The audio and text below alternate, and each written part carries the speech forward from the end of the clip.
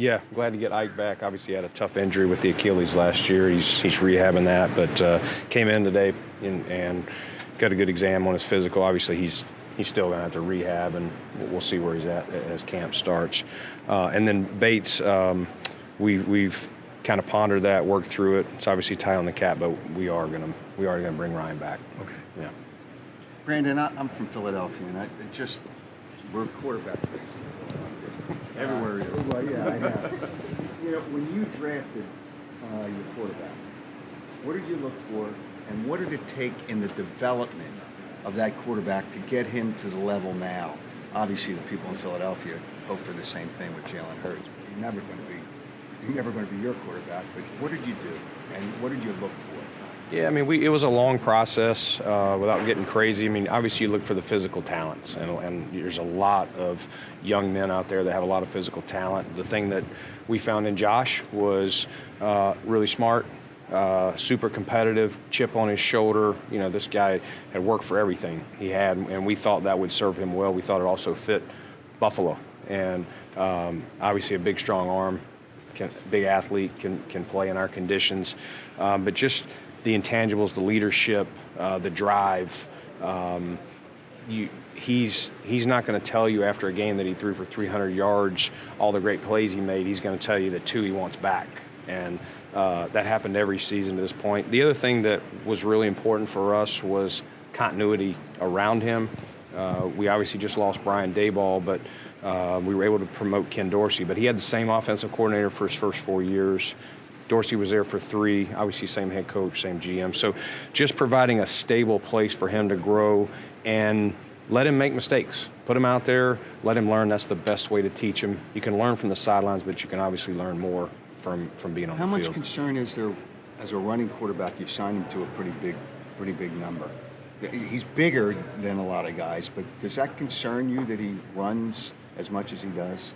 Yeah, the only thing I ever get onto him for is hits. So he could throw a pick, and I don't say a word to him. That's on Dorsey, and it was on Daboll, and obviously Sean. But the only time I ever get on Josh Allen is for taking an unnecessary hit.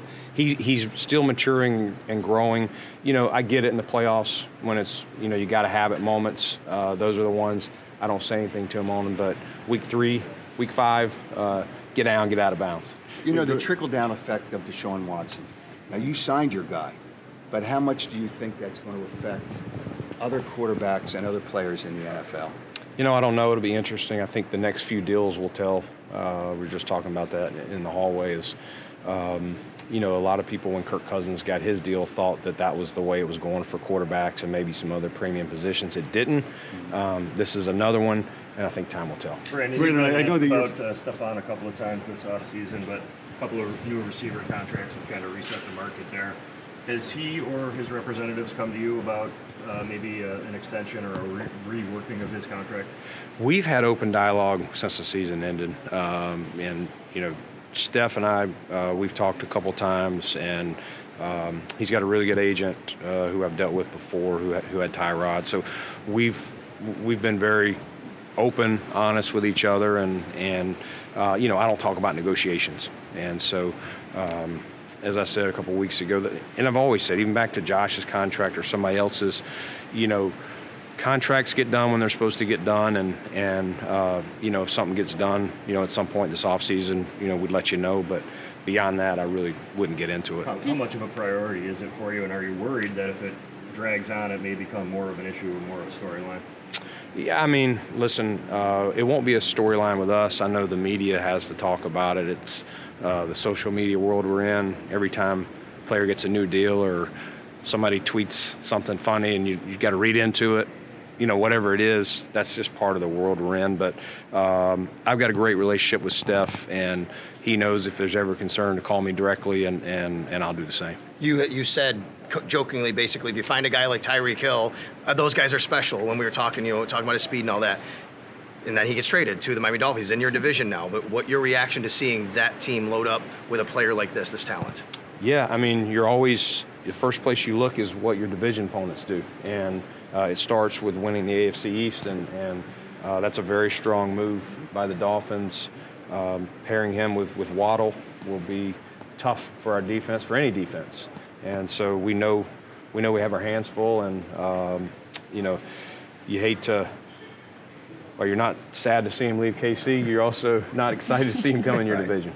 With that being said, cornerback, it's a position a lot of people think maybe you still would be looking to address. Is that something free agency that still could be in the mix, or focused on the draft, or where do you stand with things even internally? Well, I mean, my main focus right now is the draft. We're out of money unless you guys have some here. So, other than that, I mean, listen, we'll always look. We're always looking. After the draft, we'll be looking we're never satisfied. We got a lot of positions that I still want to get more depth. We're not just waking up every day going, where's the corner? Like we're looking everywhere, and we've got a lot of time. We don't play games till September, so it's my job to make sure we have the roster ready by then. Not is that April in 1st. terms then with Tre'Davious' rehab? You maybe wait to see a little farther down the line where he is, and that may determine whether or not you to bring someone else in, maybe off the free agent market? No, we're Tre'Davious is his own separate situation. Like every position, we got other guys. I just mentioned Ike's coming off an injury. He was starting some games for us last year. So we'll look to continue to address multiple positions now, the draft, after the draft, whatever it takes. Anything's on the table for us as far as corner, like I said, any other spot. Brandon, as you said, roster building is your, primary focus of your job. But the stadium news today, did you have a general kind of look ahead overall reaction? Yeah, I'm excited. I think it's cool for our community. I'm excited for the Pagulas, and I know Ron Raccoui has done a lot of work, and I commend them because this kind of started last as we were getting training camp going. The word started saying could the Bills be moving, or is a new stadium going to happen, and how's the funding and all that stuff. And I thought the Pagulas and Ron did a great job. It was never talked about in our locker room. Those can easily be distractions of where we're going. Are we moving? Where would we move to? And I'm excited, for our community that it's one step closer. Just a quick follow on that, if I might. There was a time when we would come down here, and as Terry was buying the team, and that process was underway, and we'd cover these owners' meetings, and there were some owners that would question the future in Buffalo. That seems to have solidified itself, especially in the form of a 30-year agreement. Yeah, I mean, it's exciting for Buffalo. I think the NFL, like Green Bay, Kansas City, there's some cities. Buffalo is a big part of the NFL, and I've been fortunate enough to be there the last 5 years, and hopefully I'll be there when it opens. We'll see. Has it changed the way you recruit guys? I mean, I don't know if maybe that's more of a college thing, but free agency, recruiting guys, new facilities, new stadium? Yeah, I mean, I think it'll be, right now as we were building this up, even before we started winning, was the facilities and the money that the Pagulas were giving us to do all the upgrades to our weight room, training room, sports performance, all that stuff. So this will be the next selling piece as we, get renderings of it and show them, hey, you sign here, you're going to be able to play in this new stadium and this new field. And I think everyone will be excited about Brandon, that. Said earlier today that with what the Rams Sean did. said earlier today that you guys have been looking at Case Keenum for a while now. Can you take me into that a little bit? It's something that you always kind of monitor guys, but what you see in him, and if this is kind of a similar situation to what you had with Mitch last year, a guy that has a lot of experience, can help Josh. Yeah, so we were Josh's rookie year. What ended up being Josh's rookie year, when we signed A.J. McCarron that year, we were in on Case. It got a little pricey, and Denver was able to sign him, but had followed his career closely. Coincidentally, had just got done playing with Steph, but think he's a winner. He's tough. He's a guy. You always look to, if your starter goes down, the next man up, can he at least play 500 ball or better for you? That's one of the kind of the measuring sticks of how confident are you in that? Obviously, with Mitch last year, we were confident, and we feel the same about Case. But that said, what Matt the Rams Barkley is did going to be with- competing for that job as well, right? I mean, obviously, he's coming in too, and Matt's going to have something to say about that, I would think. Yeah, Matt's. We obviously have great experience. He knows the offense, so he'll start out probably a little bit of a leg up on Case from that standpoint. But we think that's a great pairing, those two guys, to support Josh and be there, yet be ready when their number's called. With what the Rams did last year, winning, and they went all in. They didn't care about draft picks. Obviously, they didn't care about draft picks. Is that kind of the way it may be trending a little bit? If you're in position, it seems like you guys may be kind of in that position. Is it kind of an all-in with giving up draft picks to go for it in the immediate rather than the future? Well, I don't know. I mean, I think to each team his own. I mean, we haven't given up draft picks. The Buffalo media will tell you I love the draft picks, so we're very careful with those. But not to say we wouldn't. We did it for Steph, and we've done it before. But we want to try and draft as many players as we can that we think can make the roster, because that's cost controlled. So it's a balance, but it doesn't mean, midseason, that turned out to be a great move for the Rams, getting Vaughn to help them get over the top. We would always keep that option open if there's a player out there that we think, hey, we get this, especially if you've had an injury or something like that, to help solidify. Brandon, what about all the trades league-wide we've seen in the last couple of weeks? Like, what does that say about where the league's headed and how teams manage the salary cap? Yeah, I mean, the cap's been hard with the COVID. I think people are still working through various tricks, whether it's restructures, whether it's voids, whatever you're going to do to manage it going backwards for a year. We're still trying to work our way out of it. I think we're still a few years away from getting back to where it should be. But I think teams are super competitive. It's a high-pressure business. And if you've got the right nucleus, you're probably feeling more aggressive to make a move, whether it's a trade of a draft pick or, pay a big money player. Brandon, I know your proposal didn't get enough legs for the overtime change, but what are your thoughts on the two that are being discussed here this week? Yeah, I mean, I don't know if either one of them are the perfect long-term solution. I see positives in both, and I do think it's important to let both teams possess the ball. I would say that. Ours is obviously going to be a time limit, but it'll be interesting to see tomorrow, the various discussions on the floor, and we'll keep our minds open. Were you thinking OT needed changes before what happened with you guys in Kansas City?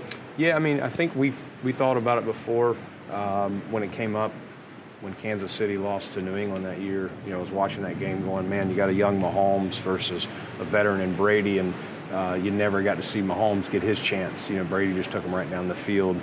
I think it happened in the Falcons Super Bowl too, when the Patriots won. So there were some times where you're like, man, I wonder what would have happened if the other team would have got the ball.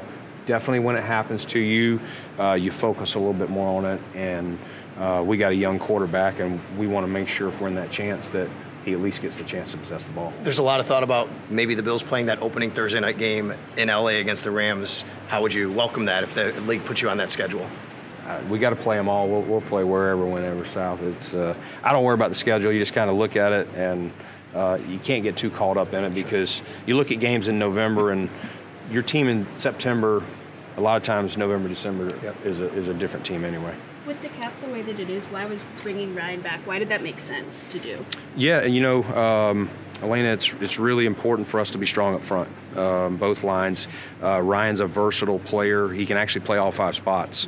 But most importantly, he's been a center guard. He's filled in, and we thought when he had his opportunity this year, he did a heck of a job starting the last 4 regular season and then the 2 postseason games. It didn't seem too big for him, and so. You want to keep as many of those key pieces. He knows our system. He obviously knows Josh. So RFAs are close to UFAs, but it was a deal that we felt we could match, and we plan to do that. Do you view him as a starter at guard, or like competing for that one of those starting guard spots, or? We view him to compete to start. Yes. You mentioned several times about your relationship with Steph, how good it is, and he's been really good since he's been here. Do you fear at all, though, that when you see all these contracts coming up, that there's anything that would tell you about him that it would create a problem at some point if he doesn't feel he's been compensated along with his peers?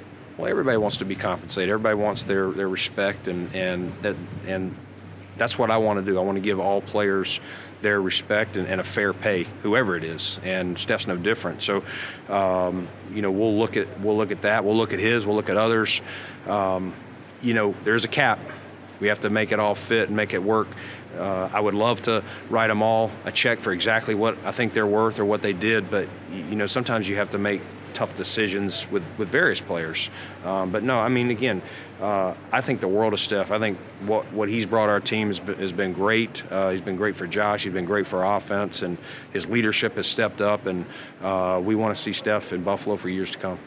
Brandon, you mentioned a few times in your